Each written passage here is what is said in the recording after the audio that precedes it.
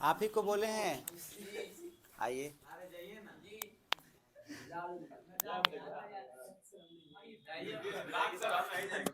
तो चलिए रकीब जी को बुलाते हैं, आइए रकीब जी, आइए, इनके लिए जोरदार तालियां, ताली ताली जोरदार ताली।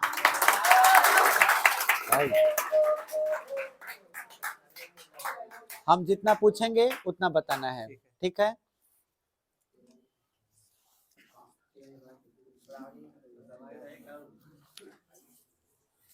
तो आज हम लोग देखने वाले हैं दर्पण।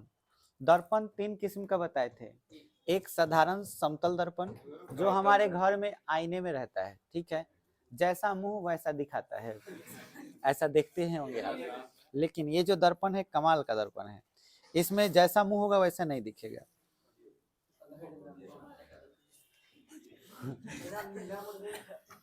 आप इसमें अपना चेहरा देख के बताइए कि कैसा दिख रहा है, बड़ा कि छोटा?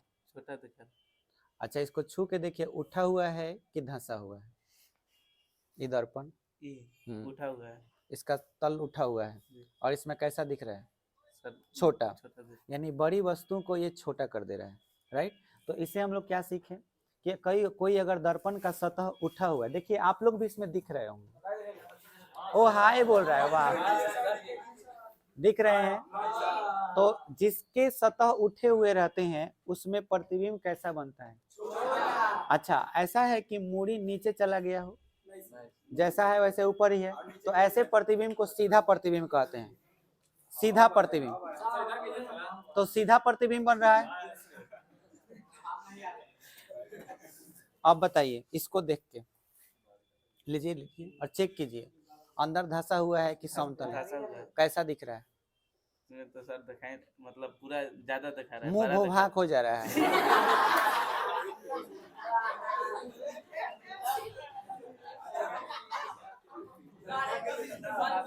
सर इसमें तो बुझाए नहीं रहा है, चेहरा किधर है? बुझा रहा है, ठीक। हल्का हल्का बुझा रहा है। आप ना अपने हाथ से लीजिए और दूर करके देखिए, आप मुंह देखिए, नीचे दिख रहा है कि ऊपर? सर नीचे दिख रहा है। उल्टा जी, ये बोल रहे हैं उल्टा दिख रहा है। ऐसा थोड़ी होता है कि दर्पण में आदमी उल्टा दिखने लगे। सर उल्टा दिख रहा है। उल्टा दिख रहा है? जी। इन लोग कैसे विश्वास दिलाया जाए कि उल्टा दिख रहा है? लीजिए हाथ में, आप लोग सब कोई हाथ में दूर कर करके चेक कीजिए कि आप लोग का उल्टा दिख रहा है कि नहीं, और अगर के तूर मत देना, चेक कीजिए, चेक कीजिए दूर करके कि मूड़ी नीचे हो। अच्छा, एक चीज और, एक चीज और, नजदीक करके भी देख लीजिए कि उल्टा दिख रहा है कि नहीं। उल्टा, वाह, तू झाड़ ले, केस झाड़ ले भाई। तुम लोग ध्यान नहीं दिए, मैंने क्या पूछा? मैंने बोला कि जो चीज तुम देख रहे हो नजदीक करके भी एक बार देख लो। चलो एक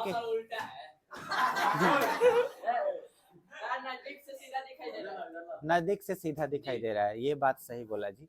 अच्छा, इसको चेक करने का तरीका है, पेन ले लो, पेन को सामने करके देखो या उंगली को, ठीक है? तो उंगली को सामने रख के देखोगे तो दूर से तुमको उल्टा उंगली दिखाई देगा और नजदीक से जाओगे तो सीधा दिखेगा। देखो, उंगली सामने रख के देखो ना, तुम नहीं समझे, इस दर्पण की खासियत नहीं समझे। नजदीक से देखोगे तो सीधा, और दूर कर दोगे तो उल्टा।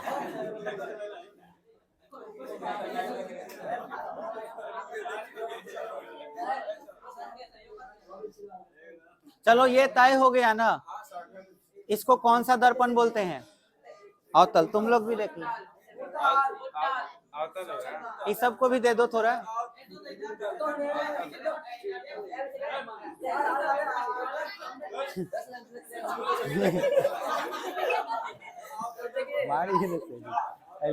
देखिएगा सर। अच्छा चलिए सुनिए, अब ध्यान दीजिए, आपने एकदम प्रैक्टिकली जो किताबों में लिखा हुआ है आपने एकदम बढ़िया से समझ लिया कि अवतल दर्पण में दूर अगर चेहरा हो या वस्तु हो तो प्रतिबिंब कैसा हो जाता है? उल्टा, और नजदीक से देखते हैं तो सीधा हो जाता है। ये दो चीज आपने ऑब्जर्व किया। उत्तल में क्या था? उत्तल में तुम ना कितनो भीरी कर लो, अच्छा कितनो दूर कर लो सीधा ही दिखेगा, उत्तल की खासियत है। समझ में आया?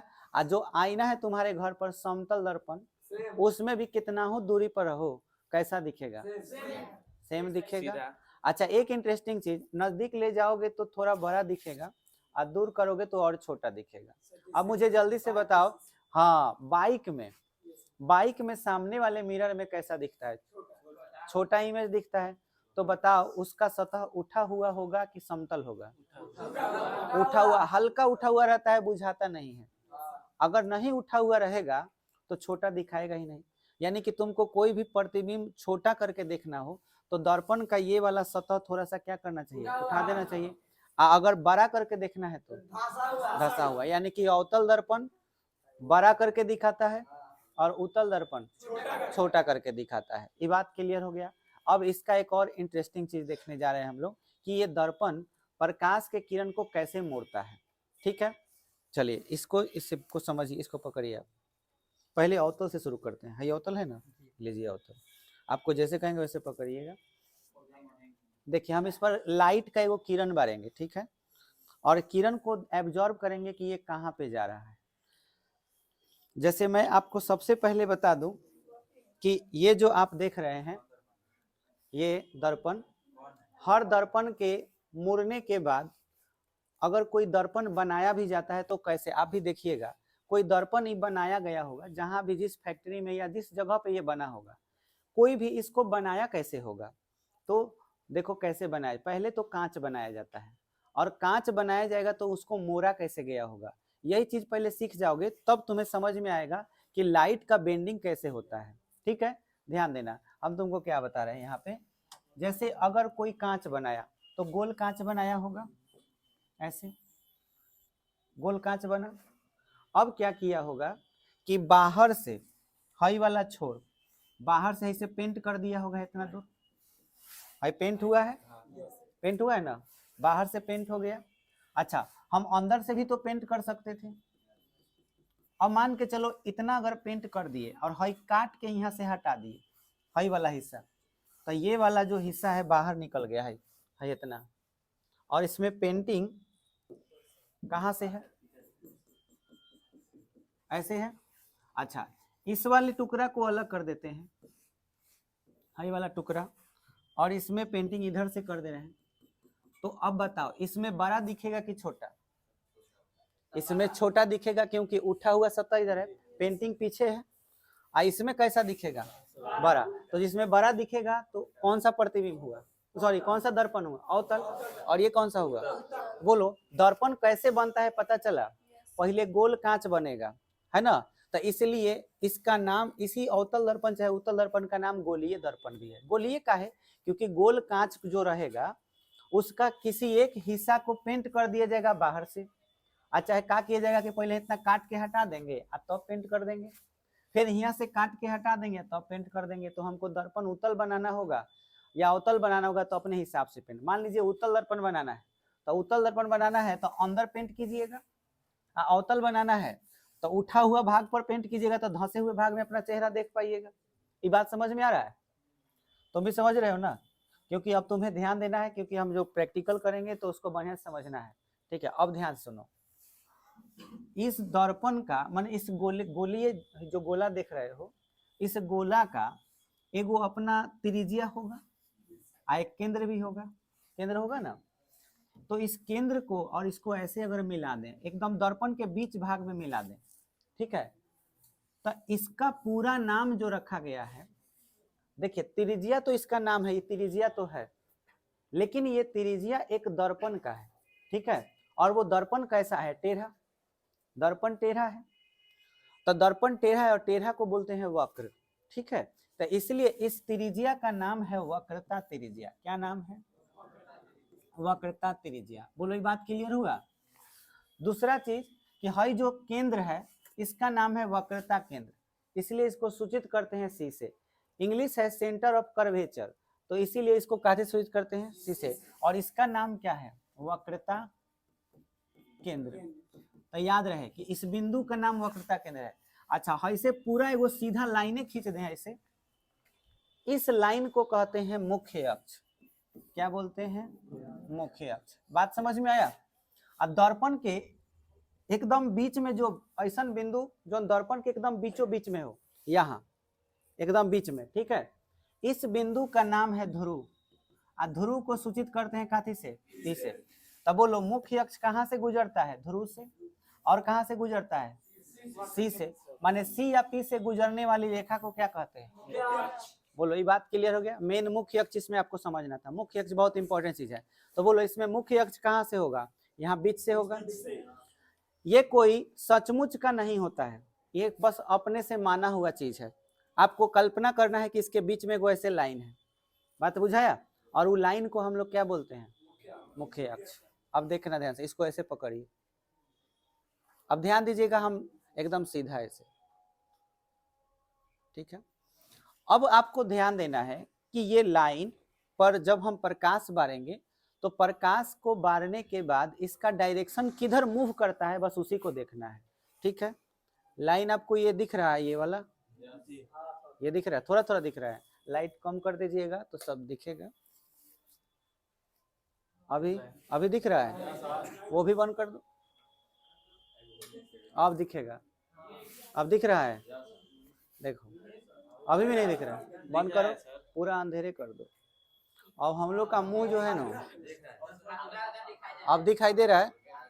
चलिए इसका बेंडिंग आपको देखना है कि ये बेंड कैसे कर रहा है, ठीक है। चलिए ये आप ठीक से इसको पकड़े रहिए ऐसे, और इतना से आपका उंगली बाहर आ रहा है थोड़ा सा, हाँ देखिएगा ये बेंड कहाँ पे होगा उसको आपको समझना है। हम क्या कर रहे हैं कि साइड में एकदम मुख्य अक्ष जो देख रहे हो ना, उसे एक समांतर लाइन है, उसके ठीक समांतर इस पर टॉर्च मारने वाले हैं, और देखना है मुझे कि ये कहाँ पे जा रहा है, ये बेंड कहाँ पे हो रहा है, ठीक है। देखोगे, बोलो कहाँ बेंड कर रहा है, कैसे बेंड कर रहा है, वापस लौट रहा है, लेकिन सीधे सीधे नहीं आ रहा। बार तो सीधे रहे हैं हम, लेकिन आपको ऐसा नहीं लग रहा कि बीच में जो लाइन है उस लाइन को क्रॉस करके निकल रहा है। ये बात समझ में आया, फिर से समझो, ये लाइन ऐसे सीधे आया। अब यहाँ पे बीच में बोले हैं कि मुख्य अक्ष ऐसे होगा, और आप अरिया में कोई भी लाइन को देखे, साइड में कहीं पर भी बार दें, ये लाइन हमेशा बीच वाले लाइन को क्या कर रही है, काट रही है। बीच में जो मुख्य अक्ष है उसको हमेशा, तो देखो ये जो जा रहा है ये आपतित किरण है ना, और ये जो है परावर्तित। तब परावर्तित किरण मुख्य अक्ष को काट रहा है कि नहीं काट रहा है। आप कहीं से भी आप बीच में बार दे, तो बीच में बार देने तो उसी लाइन पर आ जाएगा। तो बीच में जो बार है वही मुख्य अक्ष है। सीधे सीधे बारेंगे तो सीधे सीधे आएगा, और किसी और जगह पर हम टॉर्च बारेंगे तो बताओ क्या होगा, किसको काटेगा, मुख्य अक्ष को काटेगा। अब ध्यान देना, यहाँ पर फिगर में हम फिगर बना रहे हैं जो अभी किए हैं प्रैक्टिकल। मान के चलो कौन सा दर्पण था, अवतल था, अवतल था। ये लाइन क्या है, ये कौन सा लाइन है, मुख्य अक्ष है। टॉर्च बारे हैं, ऐसे लाइन बारे है ना, तो इस सीधा ऐसे आया। अब बताओ ये कहाँ गया था, उधर गया था, ऐसे आया था, ऐसे हुआ है आए? और ऐसे हुआ है तो इस लाइन को यहाँ क्रॉस किया, जिस जगह पे क्रॉस करता है इसी का नाम फोकस है। क्या नाम है, तो आपसे पूछा जाए फोकस किसको कहते हैं, परावर्तित किरण मुख्य अक्ष को जिस बिंदु पर काटे उसे क्या कहते हैं, फोकस। बोलो क्लियर हुआ, फोकस समझ में आ गया। हाई कौन सा किरण है, परावर्तित, और ये क्या है आपतित। तो परावर्तित मुख्य अक्ष को जिस बिंदु पर काटेगा उसी को क्या कहेंगे, फोकस। बोलो क्लियर हुआ। अच्छा, इसको एक और तरीका से समझ सकते हो, ये देखो, इसमें बहुत सारे हम लाइट, बहुत सारे किरण को बार रहे हैं। ये आप देख सकते हैं, इतने सारे किरण इसमें से निकल रहे हैं, सारे किरणों को इस पर बारा जाएगा। देखिएगा क्या होगा, आप ठीक से देखें, मेरे हाथ पर सारे किरण एक जगह आके मिल रहे हैं, या आप देख सकते हैं वहां पे दीवार पे देखिए ये क्या कर रहा है। अब आप वहां उधर देखिए, सारे किरण फैल जा रहे हैं, हम फैलाने चाह रहे हैं, और सिंपल सा एक दर्पण ला दिए इसके सामने, और ये दर्पण कमाल का खेल कर दिया, सबको बटोर के एक जगह इकट्ठा कर दिया। देख रहा है ये क्या कर रहा है, बटोरने का काम कर रहा है। कि फैली हुई किरणों को एक जगह कौन इकट्ठा करता है? अवतल। और यहीं से प्रश्न पूछता है कि अपसारी दर्पण किसे कहा जाता है? तो याद रखना, अपसारी मतलब फैलाने वाला, अभिसारी मतलब इकट्ठा करने वाला। तो अवतल दर्पण क्या कर रहा है? आपसे पूछा जाए कि अवतल दर्पण को अपसारी दर्पण क्यों कहते हैं, तो आंसर, क्योंकि ये सभी फैली हुई किरणों को क्या करता है? देखो इकट्ठा कर दे रहा है कि नहीं? जितना नजदीक ले जाएंगे ये सबको एक जगह इकट्ठा कर देगा। क्लियर हो गया? इसके ठीक अपोजिट उत्तल को अब चेक करेंगे। चलिए उत्तल उठाइए और उसमें आप लोग को ऑब्जर्व करना है कि क्या हो रहा है।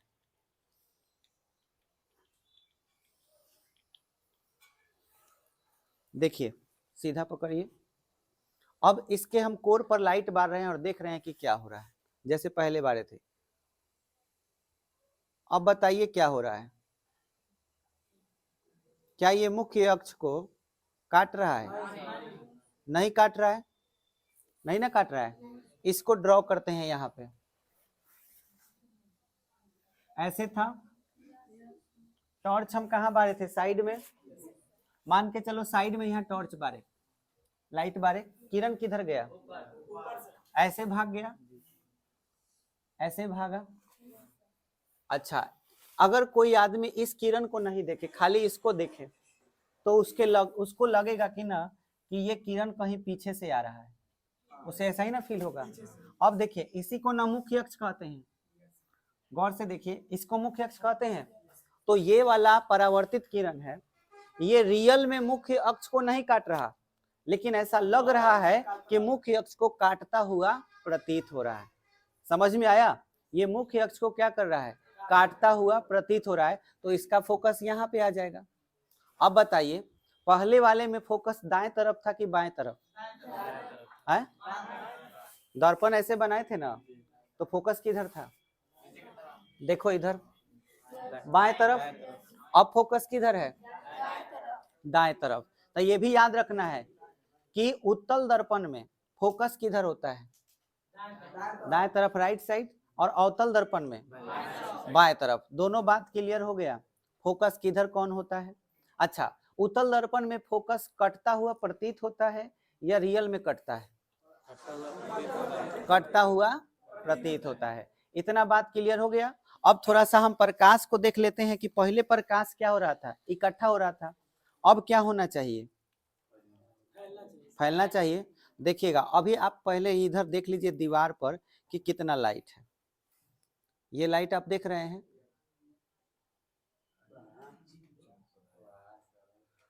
इतने सारे लाइट है ना।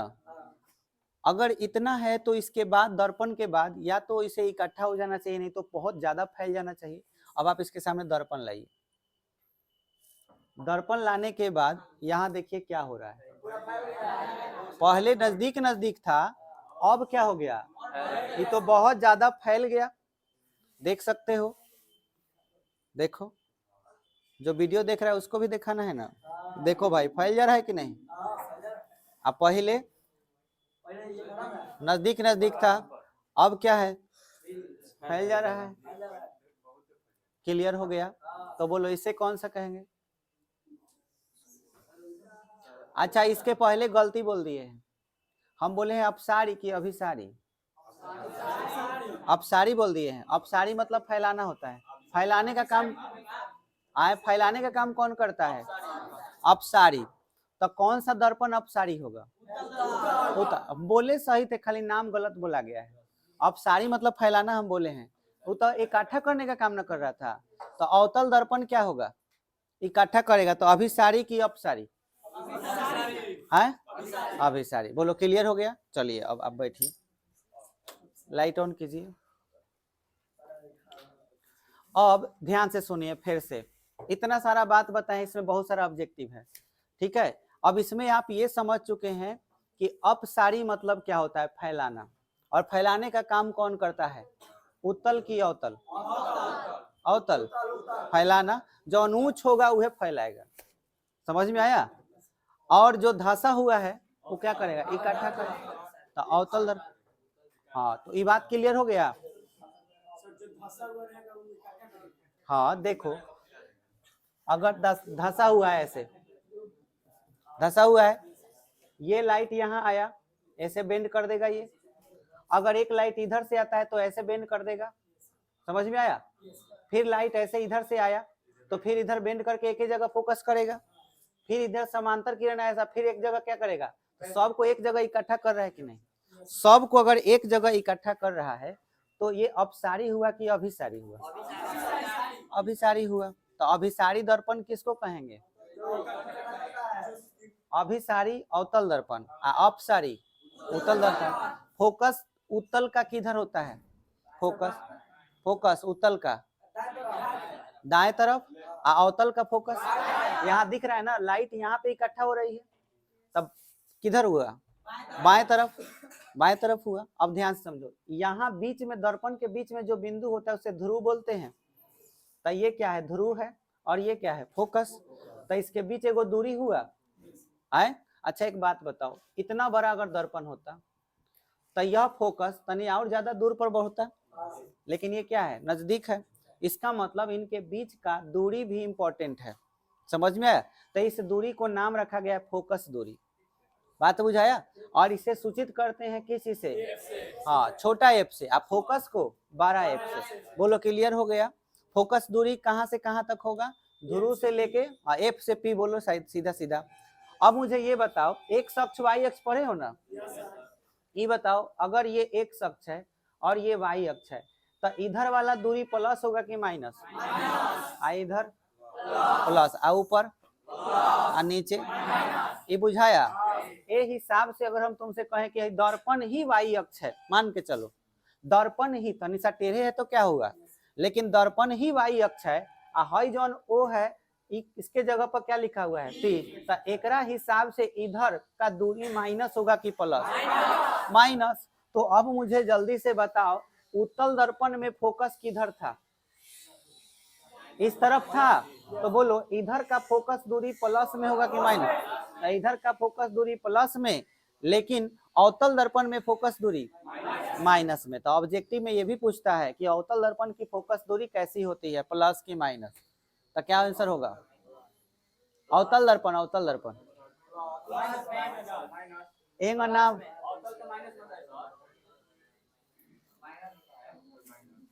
माइनस होता है ना, याद हो गया, मार्कर के ने रख देनी यहाँ। अगर ऐसे याद भी ना रहे तो एक और तरीका है, अवतल, इनमें कई गो अक्षर है, माइनस कई गो अक्षर है, देख अवतल माइनस, याद रहेगा, इनमें 4 गो तो इनमें 4 गो, उत्तल प्लस कई गो अक्षर है, देखा, तो उत्तल तो प्लस, अवतल तो माइनस, अब कबू नहीं भूलाएगा। तो अवतल में फोकस दूरी माइनस, उत्तल में फोकस दूरी, याद हो गया, बहुत बढ़िया। अपसारी मतलब फैलाने वाला, फैलाने वाला, ऊंच रहेगा, और देखो ऐसे रहेगा। तुम ये बताओ कि तोरा कहेगा एक ढेका मारल जाओ तो ढेका केने जाएगा, हेंगा, हेने से ढेका मारेगा तो हेने आएगा, क्या कि हेने कौड़ी मुरल बा तो हेने ही नु फेंकी, फैला रहा है कि इकट्ठा कर रहा है, उत्तल है कि अवतल,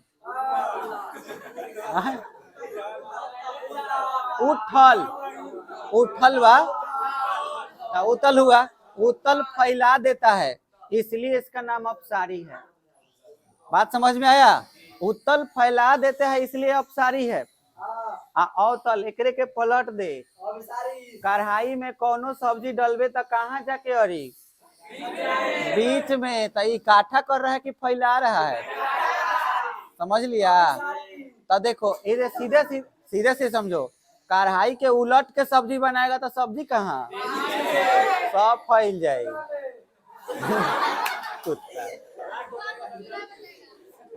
और यह सब गिर जाई, हेंगा देख, सुनो, हेंगा कढ़ाई बा, सब्जी हिया फेंक चाहे हिया फेंक, आई तही जगह, अगर हेंगा रही तो हिया रहे ढुकुर के हेंगा, फिर हेंगा, बुझाया। उत्तल होगा तब फैला देगा, अवतल होगा तो इकट्ठा कर देगा। तो इकट्ठा करेगा तो अभिसारी, अब फैलाएगा तो अपसारी। बोलो क्लियर हो गया। अच्छा, उत्तल में छोट बनेगा कि बड़ बनेगा?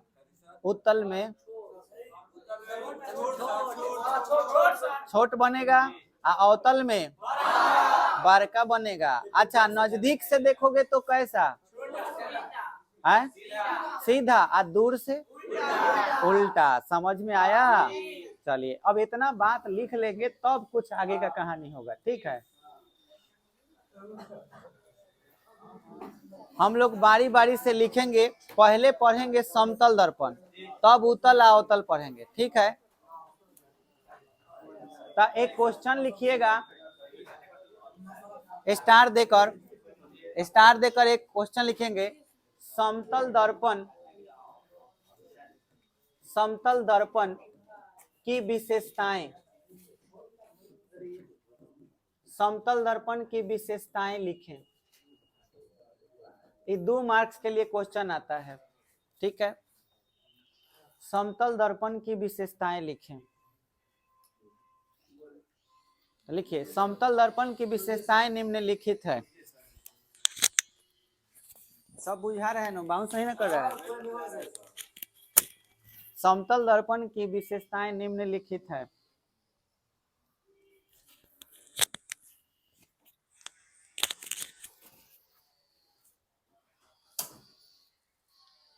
समतल दर्पण की विशेषताएं निम्नलिखित है।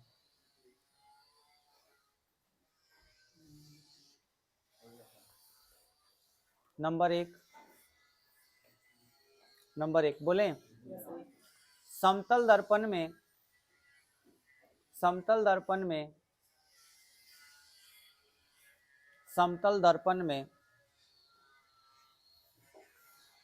वस्तु का सीधा प्रतिबिंब बनता है।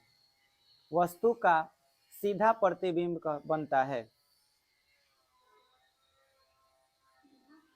सीधा प्रतिबिंब बनता है, जिसे काल्पनिक प्रतिबिंब कहते हैं। जिसे काल्पनिक प्रतिबिंब कहते हैं।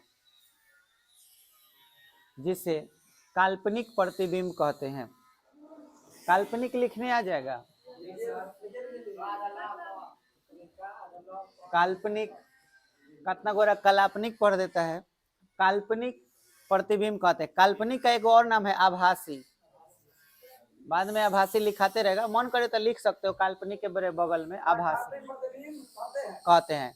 ये बताओ बाबू, कोई भी तुम्हारा इमेज अगर सीधा दिख जाए तो उसे क्या कहोगे? काल्पनिक। ना कहाँ समझे? सुनो, अगर तुम कहीं अपना चेहरा देख रहे हो और तुम्हारा चेहरा सीधा दिख रहा है तो उस प्रतिबिंब को क्या कहोगे? वास्तविक की काल्पनिक? काल्पनिक। समझ में आया? उल्टा दिखेगा तो वास्तविक। याद रहे कि वास्तविक प्रतिबिंब का पहचान क्या है? उल्टा। काल्पनिक प्रतिबिंब का पहचान सीधा। ये बात बुझाया? परीक्षा में पूछता भी है कि वास्तविक प्रतिबिंब का पहचान क्या है। तो कहीं भी अगर उल्टा इमेज दिखाई दे रहा है तो वो क्या है? वास्तविक है। और सीधा दिखाई दे रहा है तो क्लियर हो गया। चलिए, अब दूसरा नंबर लिखिए। 2 नंबर में एगो विशेषता हो गया। 2 नंबर में प्रतिबिंब की ऊंचाई और वस्तु की ऊंचाई बराबर होती है। प्रतिबिंब की ऊंचाई और वस्तु की ऊंचाई, प्रतिबिंब की ऊंचाई और वस्तु की ऊंचाई बराबर होती है, इसीलिए इसका आवर्धन 1 होता है। बराबर होती है इसीलिए इसका आवर्धन 1 होता है। इसका आवर्धन 1 होता है। अभी तो नहीं बुझाया होगा। सुनो बता रहे, सुनो, बड़ा आसान चीज, सुनते जाओ। ये सब फिर से लिखवाने का काम आगे भी होगा। अभी सुनो, इस सवाल है, बढ़िया से इसको समझा दे रहे कि ऑब्जेक्टिव भी क्लियर होते चले। अब आपसे पूछे कि भाई जितना बड़ वस्तु है, अब तुम अपने आईने के सामने कोई कलम ही ले लो और उस कलम का लंबाई देख लो अगर आईना के सामने रख दोगे तो जितना लंबा कॉलम होगा उतने प्रतिबिंब बनेगा, ठीक है। सीधा बनेगा कि उल्टा? सीधा। आईना में हम समतल दर्पण का बात कर रहे हैं, उतल अवतल की कहानी बाद में, ठीक है। अभी कहाँ पर है? समतल। तो आईना आपके जो घर में है उसके सामने कुछ रखिए, कुछ रखिएगा, जितना बड़ होगा उतने बनेगा। अब सुई के नोक ऊपर है या कलम के नोक ऊपर है तो ऐसा नहीं है कि नीचे हो जाएगा, ऊपर ही रहेगा। तो सीधा बना तो काल्पनिक हो गया। और दूसरा चीज कि जितना फीट के ही होगा, मान के चलो आदमी 5 फुट के है, तो आदमी अगर आईना के सामने खड़ा हो जाए, बड़का आईना के सामने, तो इमेज कई फीट के बनेगा? 5 फीट। तो 5 फीट का बना नू। अब हम कहें कि तनी प्रतिबिंब के जितना हाइट है वो में भाग दे दो तो आदमी के हाइट से, तो क्या कहोगे? 5/5 कितना आएगा? 1 आएगा। अच्छा, कभी ऐसा कोई दर्पण होता जिसमें हम 5 फीट के हैं और हमारा इमेज 15 फीट के है, तब हम कहते ना कि बड़ा 3 गुना इमेज बनता है हमारा, कहते ना कि हमारा 3 गुना प्रतिबिंब बन रहा है, ऐसे बोलते कि नहीं? काहे 3 गुना बोलते? तुम 15 देख रहे हो, तो 15 में 5 से भाग देता तबे न होता। अब 15 काती है प्रतिबिंब का ऊंचाई है, तुम्हारा तुम क्या हो? वस्तु हो। तो प्रतिबिंब के ऊंचाई में तुम काथी से भाग दिए? वस्तु के ऊंचाई। तबे ना बोल पाए कि वो 3 गुना है, ये ना बोले। तो ये जो 3 शब्द बोल रहे हो, 3, इसी का नाम क्या है? आवर्धन। बात बुझाया? आवर्धन मतलब प्रतिबिंब के ऊंचाई में भाग देना है। किस चीज से? वस्तु। तो अब कोई पूछ दे आवर्धन किसको कहते हैं, सीधे सीधे कहो प्रतिबिंब की ऊंचाई और वस्तु के ऊंचाई के अनुपात को आवर्धन, आवर्धन, आवर्धन कहते हैं। बोलो क्लियर हो गया? ये आगे लिखवाएंगे भी, अभी फिलहाल के लिए समझो 1 लिखवाए हैं कि आवर्धन कितना होता है? 1। कैसे कैसे हुआ? बुझाया? कैसे हुआ?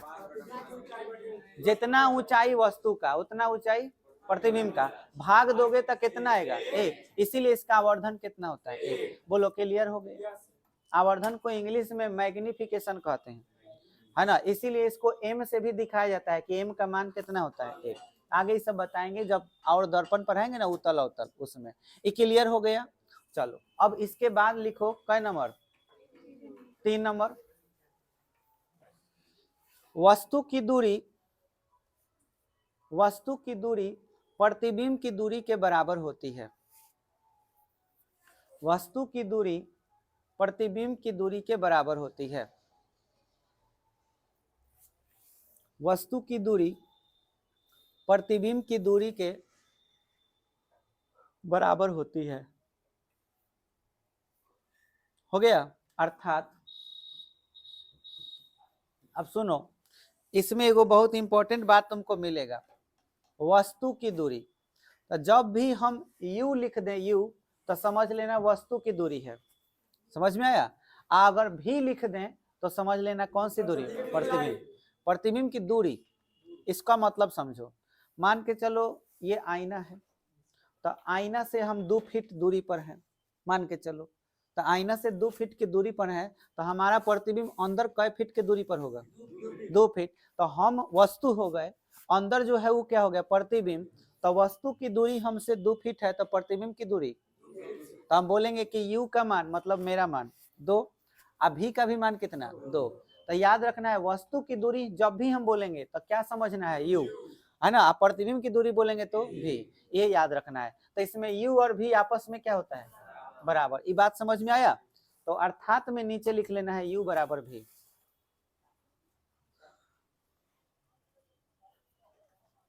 हो गया?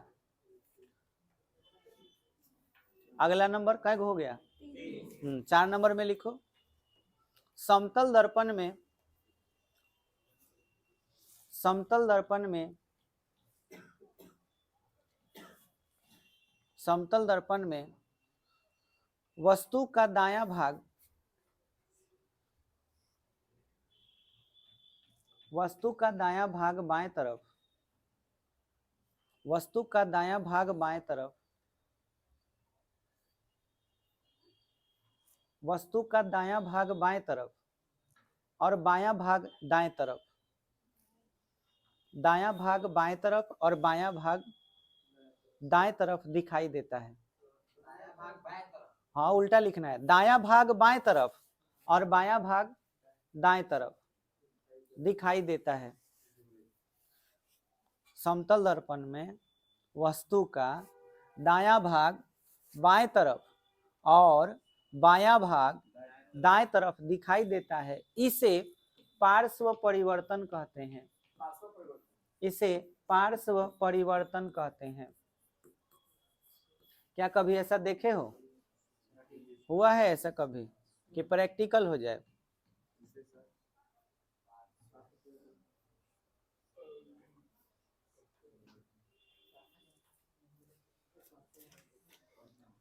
देखे हो कभी कि बायां चीज दाएं तरफ दिखाई दे और दायां चीज बाएं तरफ? हुआ है। आप चेक भी कर सकते हैं। क्या कीजिएगा कि आप अपने कॉपी पर ऐसा आर लिख लीजिएगा, ठीक है, और आर लिखकर कॉपी को आईना के सामने लेके खड़ा हो जाना है। आप देखिएगा तो यह चीज ऐसा दिखाई देगा। तो देखिए तो बायां भाग दाएं तरफ आ गया और दायां भाग बाएं तरफ, ऐसा हुआ। तो ये समतल दर्पण में होता है। समतल दर्पण का किसी भी दर्पण में होता है। तो इसको हम लोग कौन सा परिवर्तन कहते हैं? पार्श्व परिवर्तन। ये बात समझ में आ गया?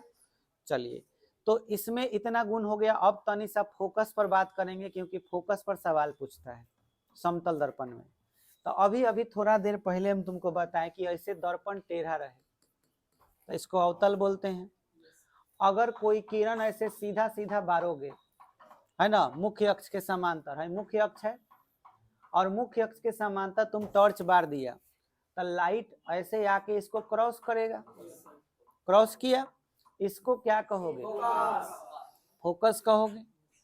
लेकिन यही सवाल तुमसे हम पूछ दें कि अब तनी बताओ कि हई दर्पण है, ये तो कौन दर्पण हो गया? मान ले एकदम बीच वाला पॉइंट है जिसको हम ध्रुव बोल रहे थे, ये ध्रुव हो गया। वो जगह ध्रुव है ना, हई बीच में है, तो वही लाइन खींच दिए तो ये काथी है? मुख्य अक्ष खींच दिए। अब तुमसे कहें कि टॉर्च तनी बारो बाबू, तो बताइए लाइन कहाँ जाएगा? इसी पर चला जाएगा। क्या कभी आके काटेगा? कभी नहीं काटेगा।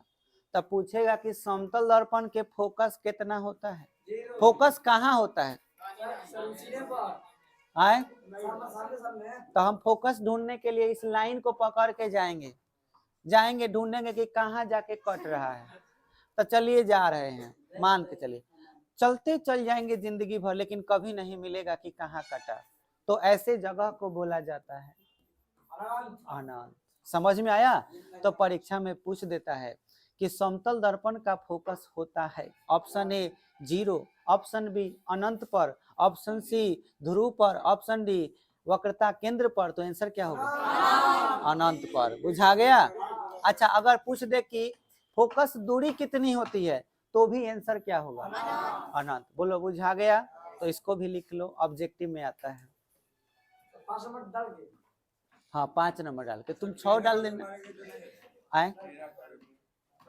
टेढ़ा करेगा तो समतल दर्पण में टेढ़ा करने वाला बात नहीं ना है। टेढ़ा करने का फोकस कैसे प्राप्त होगा? समांतर बारोगे तब न। हाँ तो भी तो आए। हाँ लिखो लिखो, समतल दर्पण में फोकस अनंत पर होता है। समतल दर्पण में फोकस अनंत पर होता है। समतल दर्पण में फोकस अनंत पर होता है। अनंत बोले हैं, अनंत पर होता है, इसीलिए इसकी फोकस दूरी भी अनंत होती है। इसीलिए इसकी फोकस दूरी भी अनंत होती है।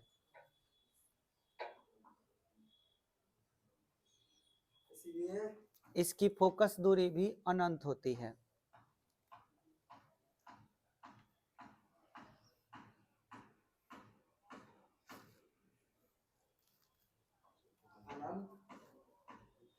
इसीलिए इसकी फोकस दूरी भी अनंत होती है। बोलो ये बात समझ में आ गया? समतल दर्पण बुझा गया? अब तुमको लिखना है स्टार देकर एक क्वेश्चन, गोलीय दर्पण किसे कहते हैं?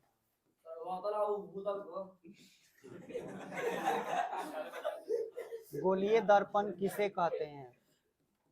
गोलीय दर्पण के इंग्लिश होता है स्फेरिकल मिरर। स्फेरिकल मिरर किसे कहते हैं?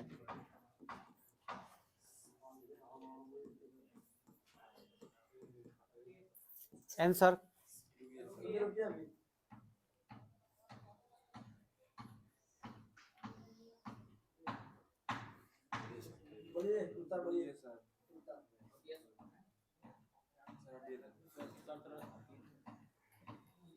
गोलीय दर्पण किसे कहते हैं? हो गया। आंसर में लिखो, यदि कोई खोखला गोला पारदर्शी हो, यदि कोई खोखला, खोखला माने खाली, यदि कोई खोखला गोला पारदर्शी हो,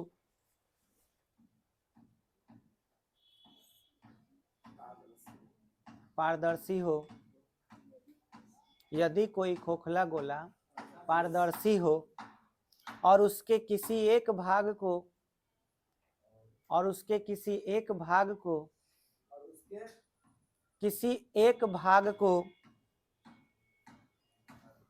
कलई कर दिया जाए, कलई, कलई कर दिया जाए, कलई माने पेंट, कलई कर दिया जाए, कलाई, वह राखी बनने आया है सुअर, कलई कर दिया जाए तो बने हुए दर्पण, तो बने हुए दर्पण को, बने हुए दर्पण को, बने हुए दर्पण को गोलीय दर्पण कहते हैं, गोलीय दर्पण कहते हैं।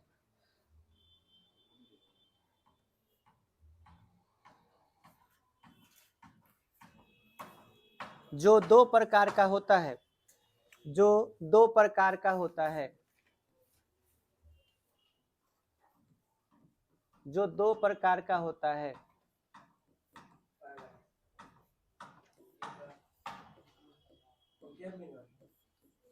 एक number 1 concave mirror, 2 convex mirror.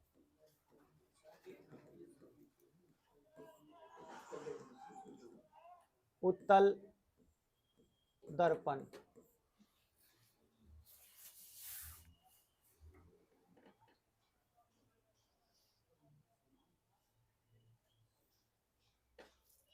इसके नीचे ये फिगर बना लेना है,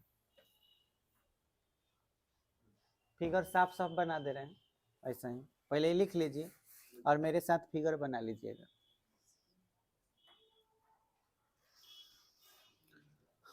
हो गया क्या? चलिए अब हम लोग जो परिभाषा पढ़े हैं, क्या पढ़े हैं कि कोई पारदर्शी आ खोखला गोला हो, तो हम एगो पारदर्शी खोखला गोला बना ले रहे हैं। ये पारदर्शी खोखला गोला हो गया। अब किसी एक भाग को छायांकित यानी कलई कर दे रहे हैं, तो एक किसी एक भाग को अगर कलई कर दिए, जैसे मान के चलिए इतना दूर तक कलई कर दिए, तो कौन सा दर्पण बनेगा बताओ? आए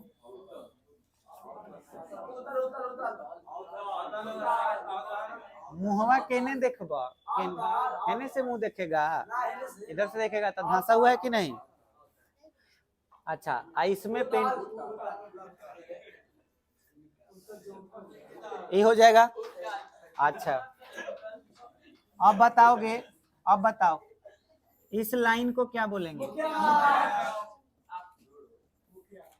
मुख्य अक्ष बोलेंगे। इस पॉइंट को क्या बोलेंगे? वाह, ये बताएं क्या बोलेंगे? सी। सी तो संकेत हो गया, रह देना खाऊ कहे तो कहे लेकर, इसको बोलते हैं वक्रता केंद्र। अच्छा चलो अब बताओगे जरा इसको क्या बोलेंगे? वक्रता त्रिज्या, वक्रता त्रिज्या कि इसका सिंबल क्या होगा? आर। अच्छा इसको क्या बोलेंगे? ध्रुव। ध्रुव पी से सूचित करेंगे, इंग्लिश होगा पोल, बुझाया? अच्छा यह आर होगा तो यह भी आर होगा, यह भी पी होगा, लेकिन ये कौन सा दर्पण होगा? उत्तल दर्पण। आहाई अवतल। अच्छा सुनो, कढ़ाई जौन होता है, जौन मुहवा होता है कढ़ैया, उसी जैसा ना है ये, तो यहाँ से लेके यहां तक का जो है देख रहे हो, अगर इसको हम एक लाइन से ड्रॉ कर दें, यहाँ आर लिख दें, ये ऐसे ड्रॉ कर दें, ये पूरा ऐसे, इसका नाम ए दे दे और इसका नाम बी, तो ये पूरा जो ए बी देख रहे हो इसका नाम है द्वारक। द्वारक द्वारक समझ में आया? तो इसको द्वारक, यहाँ भी द्वारक हो जाएगा। तो द्वारक का मतलब उसका मुंह जो होता है मेन, कि कितना बड़ा है, हाँ दुआरा, तो वह द्वारक। बुझा गया? समझ में आ गया? अच्छा, अब आपसे कोई पूछ दे कि उत्तल दर्पण किसे कहते हैं? उत्तल दर्पण किसे कहते हैं? तो आप सीधे सीधे कहिए जिसका, जिसका, अब मुंह जेने से देखते हैं उसको परावर्तक सतह बोलेंगे, तो जिसका परावर्तक सतह कैसा हो? उठा हुआ हो। बस इतने लिख देना है, ये शॉर्टकट है, ये तो ऐसे ही समझने के लिए है। अवतल का कोई पूछ दे, जिसका परावर्तक सतह धंसा हुआ हो, रहे तो धंसा, अंदर की ओर हो,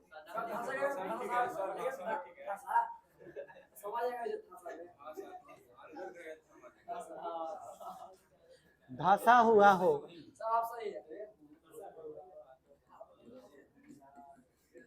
बुझा गया?